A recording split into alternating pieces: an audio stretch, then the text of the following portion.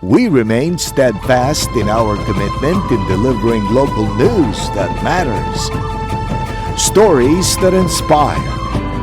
Enriching the lives of Filipinos in the Philippines and across the globe. This is your GMA Regional TV. Buong puso para sa Pilipino. Kini ang mga dagkong balita karong Lunes. Lain-laing eksena sa mga pampublikong tungaan sa Central ug Eastern Visayas, sayran. Lagi wala ko'y ID kay dili ko. Transgender nga wala pasudla sa simbahan kay walay ID, may pasabot sa habig. Gi-adapt nga mga ito'y online. Gilawg sa binuhing bitin ug haw. Pulis gipusil patay sa usa ka minor de edad.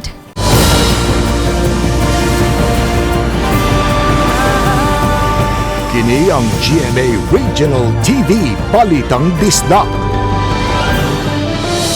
Maayong hapon, kini ang inyong GMA Regional TV Balitang Bisdak ang bugtong kasaligan, kasandigan o kadangpan sa mga Bisaya nga maghatod sa labing dako. Ug mga nakunang balita nga mahinungdanon sa Central ug Eastern Visayas ug live dinhi sa GMA Complex sa Dakbayan, Sugbo. Ako si Alan Domingo. Hapsay ug malinaw na pagbukas sa klase sa mga eskwelahan sa Central ug Eastern Visayas karong adlaw. Anong report? Base sa dato sa DepEd National karong adlaw, moabot sa 19,870,531 ka mga estudyante lukop nasod ang nagpa-enroll para sa school year 2024 to 2025. Kapin sa 1.3 million nga estudyante ang gikan sa Central Visayas o kapin sa 828,000 sa Eastern Visayas. Apan sa monitoring sa DepEd 7 anaana sa 96% sa target enrollees nga 2 million ang nakapa-enroll. Sa unang adlaw, gawa sa minor problems sa late enrollees, malampuso ng pagbukas sa klase. Kumusta tong first day karon? Okay. So far, so good. Sir Alan, nindot na po natag may gayo, no? Kuan na ta, mga 96%. Nato ang target nga 2 million. So mga between 1.7 to 1.8 million nato ang naanang nagpa-enroll ng eskwela. Adunay pipila ka mga magtutulo sa probinsya sa Bohol ang migamit og lapel sa pag-abli sa klase. Sama na lang sa Dr. Cecilio Potong National High School sa Tagbilaran City, nga adunay 3,677 nga mga estudyante sa grade 7 to 10. Ugosan nila si Teacher Michelle Bunga nga adunay 40 ka mga estudyante. So having been in the 40 students in one section, if I will be using my voice alone, it's not clear for them. So to make it clear, to make it more audible, so I'm using this lapel. So it's a big help, ma'am? Yes, very big help, especially during peak hours when students are roaming around. So during class activities or group activities, lapel is very useful. Hanay nga gibuksan ang klase sa tanang tunghaan sa Siquijor karong adlaw. Gibisita sa DepEd official ang 83 ka mga eskwelahan sa elementarya ug high school sa probinsya. Kini aron masiguro nga hapsay ang pagsugod sa klase. Nagtinabangay ang lain-laing stakeholders, lakip na ang mga empleyado sa Siquijor Parole Administration Office para maandam ang mga eskwelahan. Dako na kong kalipay na maayo ang pagbukas sa itong mga eskwelahan din sa probinsya sa Siquijor. Welcome back to school sa tanan na itong mga estudyante. Hapsay usabang pagbukas sa klase sa Ormoc City. Gikan sa kapin 71% enrollees sa pagbukas sa klase nang hinaot ang buhatan sa DepEd nga mosaka pa ang gidaghanon.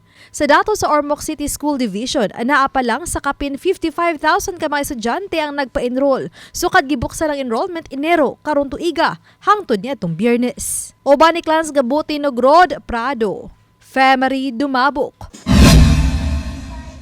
Balitang Bisdak. Sa pagsugod na sa klase, gatusan ka may estudyante. Awa pa makapa-enroll o mao'y gipaabot karon sa Mandawi City Central School. Samtang sa Lapu-Lapu City, repair sa ubang school buildings ang nagpadayon. Ang detalye sa live report ni Nico Sereno. Nick.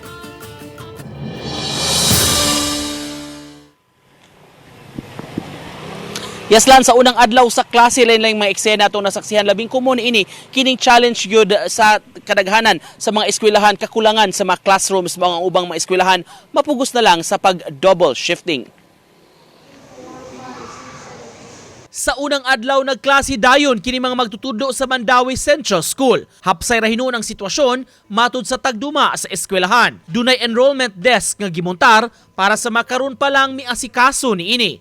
Mga non-advisory teachers ang gipabantay ug human nga ma-enroll ang bata ihatod dayon sa classroom. Hangtod kaganihang buntag, kapin sa 3,400 ka mga estudyante ang na-enroll, mas ubos sa 3,800 kapin nga population sa miaging school year. Naandan ang gamayng increase sa mga estudyante matag tuig, maong nagpaabot pa sila sa labing menos kapin 400 nga magpa-enroll pa. As long as kanang naay magpa-enroll, we will not limit ourselves nga kanang kuan bitaw. As long as ganahan sila mo kuan enroll niya tanang klase sa bata. Sa maong eskwelahan nag-double shifting ang grade 1 hangtod sa grade 3 aron maakomodar ang mga estudyante. Samtang sa Lapu-Lapu City Central School, wala ra hinuoy emergency classes o shifting. Kini kay duna may igong gidaghanon sa mga classrooms ug may dugang gi-construct pagani. Kapin 2,300 ang mga estudyante nga nakapa-enroll. Doon yung mga gikan sa probinsya, doon ay mga transferees, ingon ana. So, ato ra pud na siya nga gi-cater. So, ing ana ta, child-friendly, tanan-tanan, atong isulod. Sa grade 1 classroom ni Ma'am Jenly, mabantayan ang pupareho nga mabulokong nameplate sa mga estudyante aron mas daling mag-ila-ila. Matod sa teacher, gikugihan niya kinighimo para sa iyang 27 ka mga estudyante. New sets man sila, so wala ko kahibaw sa ilang name. So akong gi-prepare tanan, nag-color coding ko. Problem sab na mo pagka-enrollment kay slow sila sa ilang name. So makalimot sila taas silang name. So sa loyo, ako pong gibatangan og guide. Samtang nagpadayon sab ang repair sa Gabaldon Building sa eskwelahan, maong gipabalhin una ang ubang nag-okupar niini. Kaganihan na abtanamo nga gihakot sa taga City Hall ang mga debris ug ubang basura nga nahipos, kadaghanan gikan sa gi-repair nga mga buildings.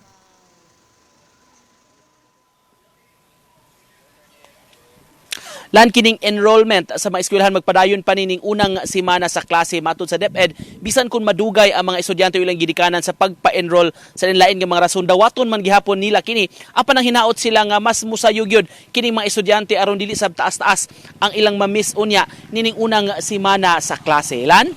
Okay na, salamat Nico Sereno. Gipasusi na sa gamhanan sa lungsod sa Carmen ang nag-viral online diin gilawog ang iro sa binuhing bitin ug haw. Ang report ni Femari Dumabo. Mato di Carmen Municipal Tourism Officer Tobias Villamor nga usa siya sa unang nakadawat og reklamo nitong Biyernes gikan sa mga concerned citizen tungod sa video nga na-post sa MyDay sa usa sa mga netizen nga matod pa tagalungsod sa Carmen. Din makita pipila ka mga itoy nga anaa sa hawla sa mga dagkong bitin ug halo. Giingong gipakaon ang mga itoy sa mga reptiles. Dali nga gi-screen record sa LGU ang maong video sa wa pa nag-deactivate ang uploader aron magamit isip ebidensya sa ipaygayong investigasyon. Mato di Villamor nga ngayang kabalak-an ang video human nasuta nga ang nag-upload sa video matod pa pipila ka adlaw na nawagan nga buot niini mo adapt og mga itoy. Ilang giklaro nga sila sa Carmen LGU ang usa sa nag-promote sa conservation ug preservation sa daghang mga hayupan. Lain gid siya mamano ka batigid siya nga hitabo kay naman gud tayo namo gunay kategorya ang atong mga hayop na for consumption na po'y pang pets. So wag na namo gitolerate ingon ana nga mga activity. So si Mayor nag-instruct na sa atong kapulisan ug sa mga local sa barangay nga ipapangita gito ang nagbuhat. Mato ni Villamor nga nailhan na nila ang uploader og gipangita na karon ug sutaon kung iya bagyod ang video ug kung asa nahitabo ang video kung tinuod ba sa ilang lugar sa Carmen. Ang kapulisan sa lungsod sa Carmen ang nihimo na usab sa ilang pakisusi. Kung masuta nga nahitabo gyud kini sa ilang lungsod sa Carmen, tukmang kaso ang ipasaka sa LGU ug sa usa ka organisasyon ngadto sa uploader ug sa tag-iya sa mga binuhing bitin ug halo. Pag-file gid og kuan ma'am na association diri sa Carmen about sa mga dog parents mo sila gid ang mobarog ma'am as complainant gid anak mo file sila case ma'am. Samtang sa ilang official statement sa Island Rescue Organization kun iro nga gipost sa social media nga nihimo sila og lakang batok sa gigong paglahog sa mga itoy ngadto sa mga reptiles. Gidiin nila nga ang pag-adapt og mga iro ug iring gikinahanglan gyud og subsub nga proseso pagsiguro sa welfare sa maong mga hayupan. Uban ni Marlon Melgazo, Femari Dumabok. Balitang Bisdak.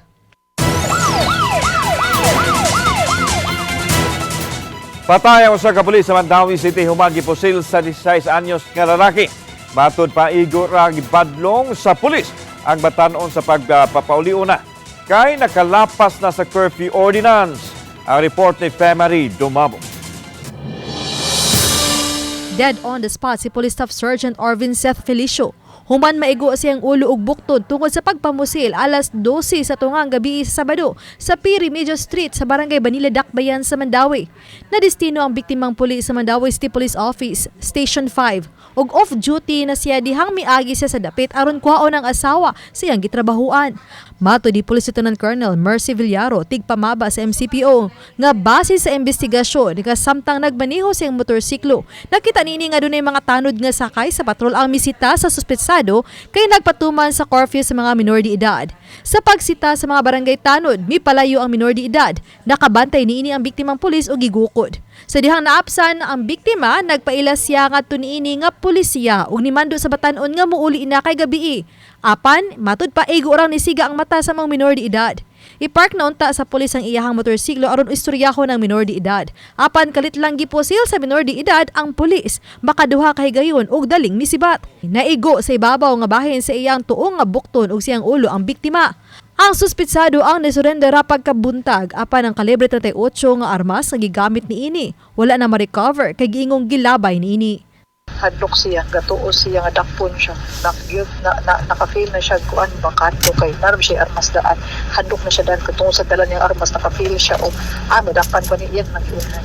According sa atong investigator no nga membro kami siya sa gang Crips and mauna nga naasay mga information sa food sa mga kailan ini nga kuan po ni magdala-dalaan po siya og armas, especially sa iyang mga pagpanggawas during night time o sa iyang mga lakaw uban sa iyang mga bakan. Niadtong Sabado sa hapon, giturn over na sa MCPO ang suspitsado sa CICL facility sa Mandawi City Social Welfare Services. Ang kapulisan sa MCPO ang mopasaka gyud og kasong murder batok sa minor de edad. Si Police Staff Sergeant Felicio nga taga-lungsod sa Konsolasyon nasulod sa Philippine National Police niadtong 2008 ug sud na sa dugay nga katuigan kini nga nagserbisyo sa MCPO isip usa sa mga sakop sa intelligence unit. Oba ni Marlon Melgazo, Femari Dumabok. Balitang Bisdak. Subay sa mga balita, gikondenar sa konseyo sa Dakbayan sa Mandawi ang netawong pagpatay sa pulis. Atol sa sesyon sa City Council ganina, usa kini sa natuki kundiin gipasar ang resolusyon gikasubo nila ang nahitabo sa pulis nga na-assign sa MCPO Station 5 kay nagbuhat na kini sa iyang trabaho. Dunay gisita unta nga batan-on ang mga pulis kay nagstambay sa oras sa curfew. Apan siya na hinoon nagipusil sa minor de edad nga misangpot sa kamatayon nini. Ayan, doon na sa ihatag hinabang ang City Hall sa pamilya sa napatay nga pulis. He was just doing his job niya. Namatay siya ba? Napusilan siya dito. Kunya, nagod siya family na siya 2 children na siya kipaskwela. So, luoy kaayo bitaw. Sugod og mga nawala sa buntag, mabadyagan na usab sa mga motorista ang pagmino sa presyo sa produktong petrolyo. Kini na ikatulong semana sunod-sunod nga rollback sa presyo sa kerosene ug sa diesel. Gipahibaw sa Sea Oil Philippines ug Shell Pilipinas nga 75 centavos nga rollback sa gasolina matag litro samtang 85 o 80 centavos usab ang pag-us-o sa presyo sa matag litro sa diesel o sa kerosene. Samtang ang clean fuel usab mo patuman sa susamang rollback sa gasolina o diesel gawas lang sa kerosene nga wa nila ibaligya.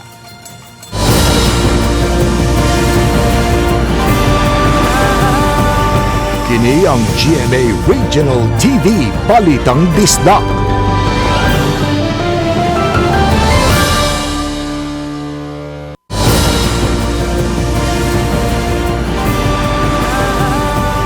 Kini ang GMA Regional TV Balitang Bisdak.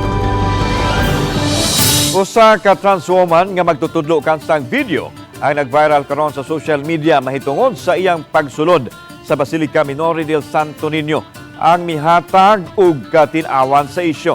Sayra nato ang report. Wala kay ID kay Mao kini ang viral video ni Athena Marit Daphne Suchelt diin makita ang tensyon sa mga nagbantay sa gahaan sa Basilica nga naglakip sa Lady Guard ug usa ka policewoman. Matod niya gusto lang niya mo sulod sa Basilica kay mapalit og imahen sa balang bata apan tungod kay nagsulob siya og shorts niadtong higayon gihatagan siya og tapis nga panapton ug aron masiguro nga mauli kini gikinahanglan nga magbilin siya og ID. Apan kay wa man siya makadala og ID, maong passport niya ang iyang gipresentar ug din hinamatod pa magsugod ang tensyon kay sa sinugdanan wa man dawata ang passport ilabi na sa usa ka pulis kay basin kuno og mawagtang. Human sa komisyon gitugutan na matod pa siyang magkasulod apan nakasamot sa iyahang kadismaya mao ang pagtratar kaniya sa mga gwardya ug sa policewoman. Giklaro niya nga way labot ang Basilica sa panghitabo kay wa man kini mopatuman sa no ID no entry policy. Gani wa matod pa mabugnaw ang iyang pagtuo tungod sa maong hitabo. Si Athena ni pauli lang sa Sugbo human sa pipila ka tuig nga pagpuyo dito sa Taiwan, din siya nagtrabaho isip magtutudlo. Dili lang i-generalize kay katong pangitabo sa ako ang pangitabo, dili man tanan security guard nga ingon ato og batasan, dili man tanan mga police officers in ato. Natimingan lang yun na ako yun na timingan. This is not about religion and belief. Walay gawak ang religion na to. Samtang giadto sa Balitang Bisdak ang Basilica, wa didto ang gwardya nga anaa sa video ug wa pa usab mo pagawas ug pamahayag ang kaparian sa Basilica. Giadto usab sa Balitang Bisdak ang Tourist Police Office, wa didto ang nalambigit nga policewoman ug wa pa usay pamahayag ang Cebu City Police Office mahitungod sa isyu. Matod ni Teacher Athena, ikirakdang magatubang sila karong hapon uban ang mga taga Basilica, pulis ug ang konsiho sa Cebu City. Kauban si Clover Lumayag ug Rod Prado, ako si Alan Domingo. Balitang Bisdak. Usa ka tungha sa Dakbayan Sugbo ang mihatag og pinalahi nga pag-welcome sa ilang matinun-an diin gihimo nilang murag fiesta ang ilang palibot nga gihangop usab sa mga estudyante ug sa mga ginikanan. Kung asa kini atong Siren nining report. Sa ganghaan pa lamang sa Tejero Elementary School, hilabihan na kabungga ang disenyo sama sa arko nga gibutangan ug mabulukon nga dayan-dayan. Aduna pay mga banderitas nga naay managlahing kolor ang gibutang sa hawanan sa school campus. Samtang ang mga colorful lanterns ug ubang mga adorno gipamutang sa palibot ug mismo sa tubangan sa mga classrooms. Kini ang nakapahingangha sa mga tinun-an apil na sa mga ginikanan sa ilang pagsulod sa eskwelahan. Excited man sir. Oh, nindot kayo, mura mig nagfiesta. Kalindot ko no kailang eskwelahan. Matter gyud no? Oh, excited mo mata. Mamukaw, may maguna mamukaw. Papatakalungag, wana, namukaw. Matod sa principal sa eskwelahan, Dr. Famila Oliva, nga ang mga dekorasyon nga nasa ilang eskwelahan mao ang nakapadaog kanila isip Best Believing School sa bag-o lang na human nga palarong pambansa. Din sila ang nag-champion pinaagi sa pagpaningkamot usab sa delegado gikan sa Calabarzon. Gibilin ang mga dekorasyon o wa na nila tangtanga isip kabahin sa sorpresa sa mga tinun-an sa school year 2024-2025. Samtang dili gyud malikayan nga dunay mga bata ilabi na kadto mga gagmay pa nga muhilak sa unang adlaw busa gitugutan rauna ang mga ginikanan nga muuban sulod sa school campus aron maalam-alaman ang anak. Maabot sa 3,000 ka matinun-an ang Tejero Elementary School ug posible mo sa kapakinitungod kay nagpadayon pa man ang ilang enrollment. So we have started today a very exciting and a very festive atmosphere of Tejero Elementary School. So we are hoping that our community, the parents, our stakeholders also will support our children and then to encourage everyone to come to school always. Kauban si Clover Lumayag, ako si Alan Domingo. Balitang Bisdak.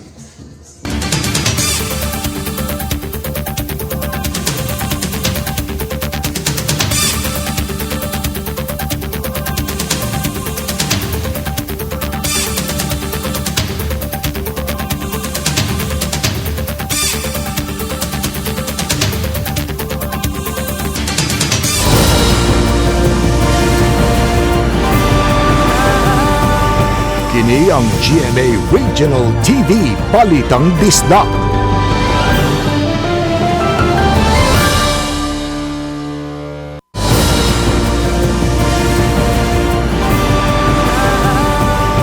Kini ang GMA Regional TV Balitang Bisdak. Kansilado ang face-to-face classes sa 5 ka grade levels sa eskwelahan sa Giso, Mandawi City. Kay pabilin kini gigamit isip evacuation center. Bugtong grade 6 sections ra ang nitunga kaganina. Ang detalye sa report ni Nico Serino. Inay face-to-face classes, nag-modular learning lang alang sa unang simana sa school year sa Mayor A.S. Fortuna Elementary School sa Barangay Gizo. Ang mga ginikanan nga niabot sa eskwelahan, nag-claim na lang sa module aron maoy patubagan sa ilang mga anak.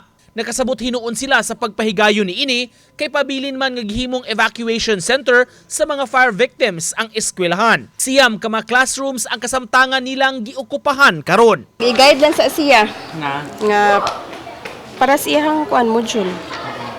Answer niya. Pansiran sa akong anak, taman sa usa ka semana. Kung mag-answer imong bata sa module, imo pong Gaydan. Oh. Kay kinder pa man siya, sir. Bugtong na klasihan ning unang adlaw ang mga grade 6 students. Tulo ka sections nila nakapahigayon sa face-to-face learning. Matod sa principal, gilaumang kutob karong simanaha ang mga fire victims nga maka-istar sa eskwelahan. Buot nila nga makapatuma na sa full face-to-face learning sunod simana. For 1 week, and then next week, balik ta. We will be welcoming all our learners again with an activity early morning para ma-welcome sa gyud silang tanan and they can feel first day of class gyud nga actual. Uban ni Godfrey Relien, Nico Sereno, Balitang Bisdak. Aron diri samok og paspas usab ang pag-atiman sa mga concern sa mga ginikanan ug tinun-an, help desk gipamutang sa tanang pampublikong eskwelahan sa Talisay City nini pagbukas sa klase. Ang report ni Marie Dumabok. Hapsay og malinawon ra ang pagsud sa mga ginikanan nga gahatod sa ilang mga anak sa labing dakong tunghaan sa Dakbayan ang Talisay City Central School. Tugod niini, sayo na lang ang pagpangita sa mga classrooms o sa schedule sa klase nga naatiman sa help desk. Na-remind din natin ng mga school heads nga they have to put up or they have to put kanang table aron ma-entertain tong mga parents nga nay mga pangutana aron magayran ang mga parents. Samtang atubangan una sa building sa special science classes gipahigan ang flag raising ceremony samtang gitrabaho pa ang track oval o soccer field nga venue kaniadto sa ilang flag raising ceremony. Hinon limitado lang ang mga tinun-an nga nakasalmot sa flag raising ceremony nga gihimo alas 8 ganihang buntag. Hinon adunay mga klase nga gasugod da sa alas 6 pa lang ganihang buntag.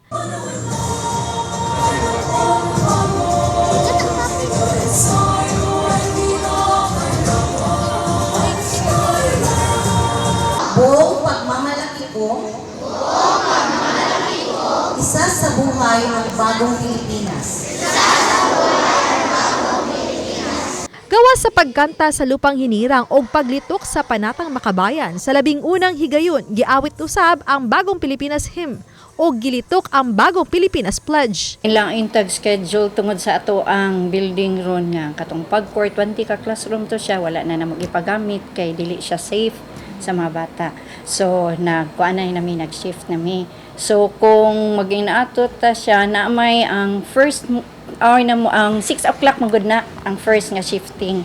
Dayon katong ganina ang SPS is 7:30. Ang maong pagbukas sa klase ang gipatambungan sa kadagkuan sa Talisay City DepEd Division. Matod di Assistant Superintendent sa Talisay City DepEd Division nga sa pagkakaron, anaa pa lang sa 48,000 ka mga tinun-an sa tibuok Talisay City ang na-enroll.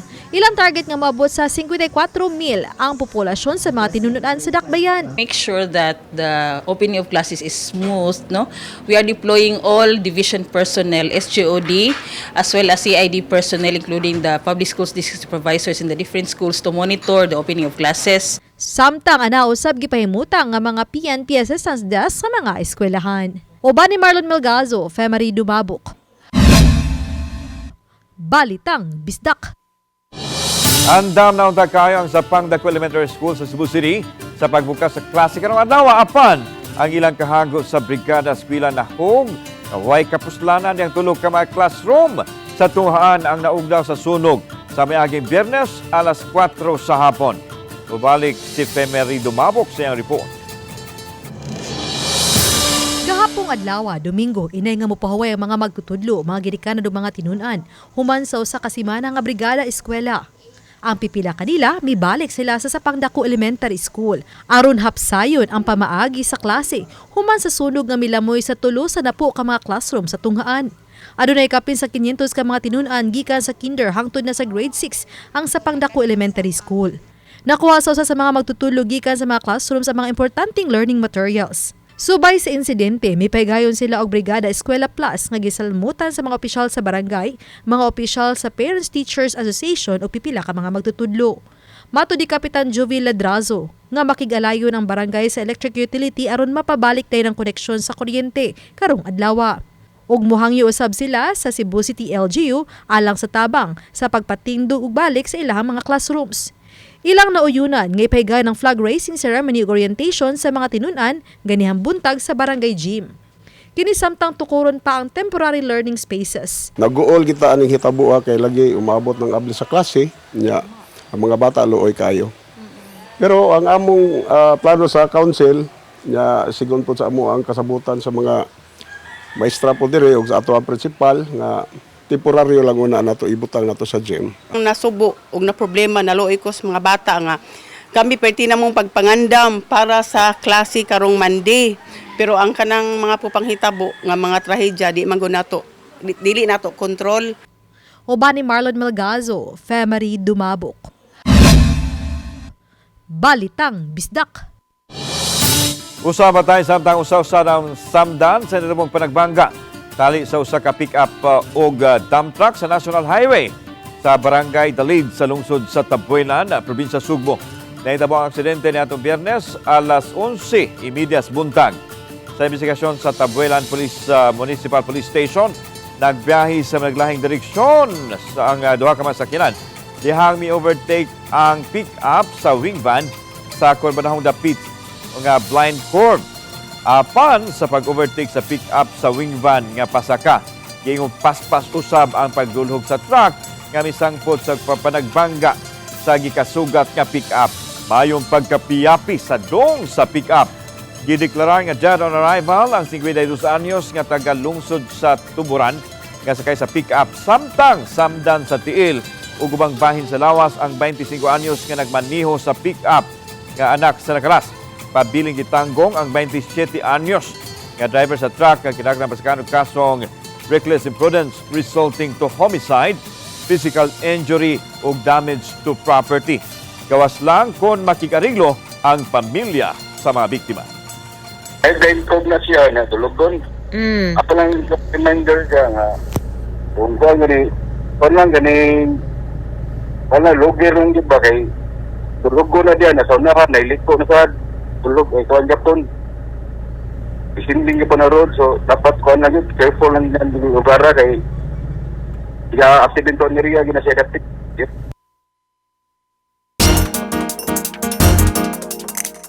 Sa buot mamahimong kabahin sa nag-unang leading broadcast network ng GMA Network, ani ay mga bakanting trabaho alang kaninyo.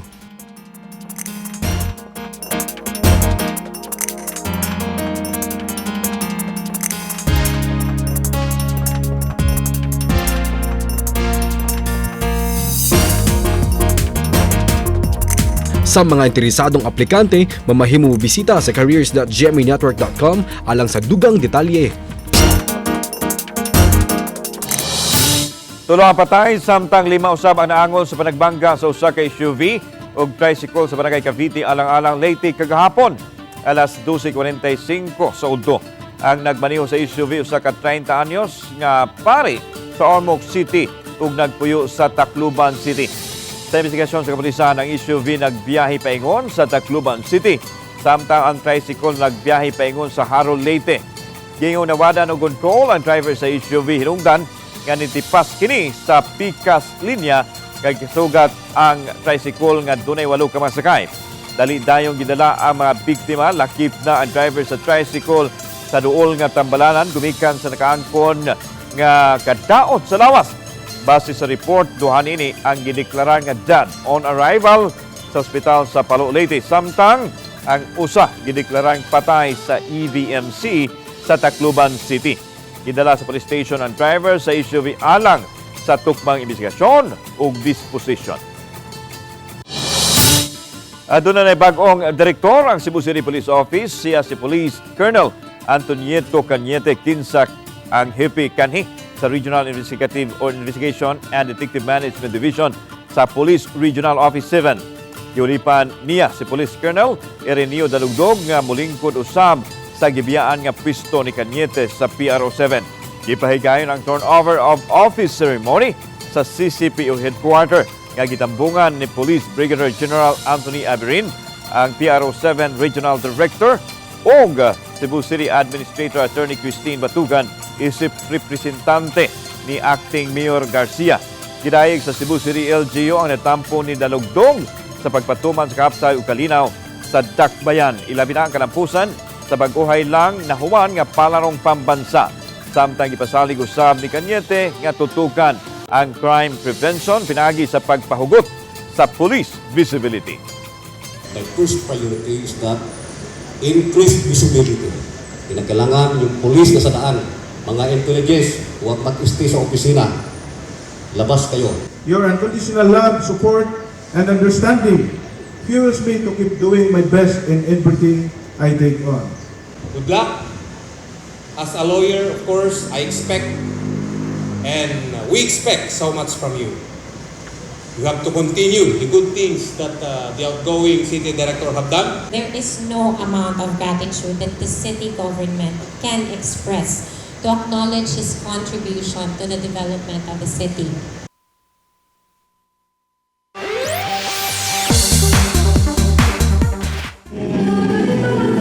Pang world-class talent ang gipakita nila Asia's Limitless star Julian San Jose ug SB19 member Stel sa ilang duha ka adlaw nga concert niadtong weekend. Nahimong mas extra special pa ang ating tinig shows tungod sa mga special guests nga sila OPM icon Gary Valenciano, Raver Cruz ug SB19 members Josh ug Pablo. All out usab ang support ni Senior Vice President for GMA Integrated News, Regional TV and Synergy, Oliver Victor B. Amoroso ug ni Vice President for Musical Variety, Specials and Alternative Productions Entertainment Group, Gigi Santiago Lara. Nakatigom og mga donasyon atol sa concert alang sa Operasyon Bayanihan sa GMA Kapusi Foundation. Samtang gianunsyo sa concert nga kompleto na ang upat ka mag-coach sa The Voice Kids nga si Pablo sa SB19. Karong gabi na mga kapuso ang World TV premiere sa Pulang Araw nga makita sa GMA Prime alas 8 sa gabi pagkahuman sa 24 oras.